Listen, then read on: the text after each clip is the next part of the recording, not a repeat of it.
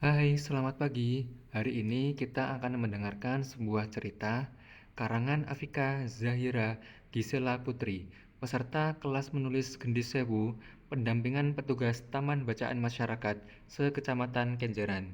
Yuk kita dengarkan ceritanya. Di pagi yang cerah, burung-burung berkicau merdu di antara pepohonan yang rindang. Suasana tenang itu mengiringi persiapan Ruri menjelang Hari Raya Idul Adha. Tahun ini, Ruri bertekad untuk melaksanakan ibadah kurban.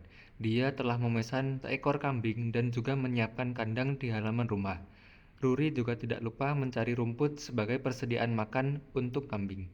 Di sore hari, saat Ruri sedang mandi, terdengar suara telepon dari ponselnya. Ruri bergegas mengangkat panggilan itu. Di seberang telepon, suara penjual kambing terdengar menginformasikan bahwa akan mengirim kambing besok hari. Hal itu pun diprotes oleh Ruri, yang menginginkan segera dikirim hari ini.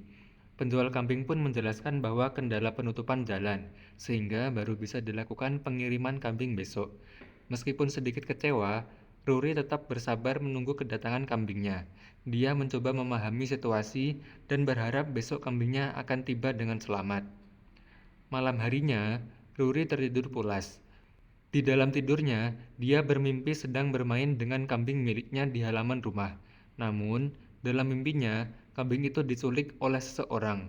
Ruri berteriak sekeras mungkin, hingga akhirnya terbangun dari tidurnya. Dia bergegas ke toilet untuk berwudu, mencoba menenangkan diri sebelum kembali tidur. Keesokan harinya, saat cahaya matahari pagi menyelinap melalui sela-sela jendela kamar Ruri, dia terbangun dengan perasaan bahagia karena hari ini adalah kedatangan kambingnya. Ruri mandi dan bersiap-siap dengan penuh semangat. Tidak lama kemudian, sebuah truk besar pengantar hewan kurban tiba di depan rumahnya.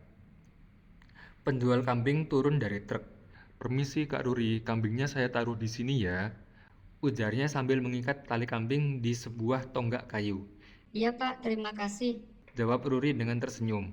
Setelah penjual kambing pergi, Ruri mulai berinteraksi dengan kambingnya. Dia memberi nama kambing itu Ara. Ruri menghabiskan waktu bermain bersama Ara, memberinya makan, dan bahkan berfoto bersama. Ruri sering bercerita kepada Ara tentang perasaannya, meskipun dia tahu Ara hanyalah seekor kambing yang tidak bisa merespon. Hari Raya Idul Adha akhirnya tiba. Ruri dan keluarga membawa Ara ke masjid untuk disembelih sebagai hewan kurban. Sebelum berpisah, Ruri mengajak Ara berfoto terakhir kali dan memberinya makan.